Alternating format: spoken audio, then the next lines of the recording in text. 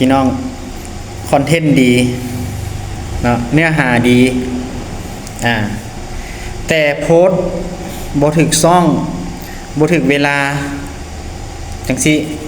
ก็เฮ็ดให้การเข้าถึงเนาะของเฮานะก็น้อยลงเนาะพี่น้องเนาะคลิปนั้นก็สิบ่มียอดวิวบ่มียอดการเบิ่งแล้วก็ยอดเหรียญก็จะบ่วิ่งเนาะ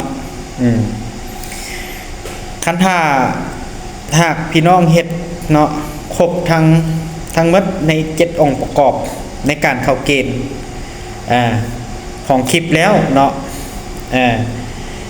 แต่เนื้อหาดีเนาะเนื้อหาดีภาพแสงสีเสียงดีคมชัดทุกอย่างเนาะบ่มีจุดบกพร่อง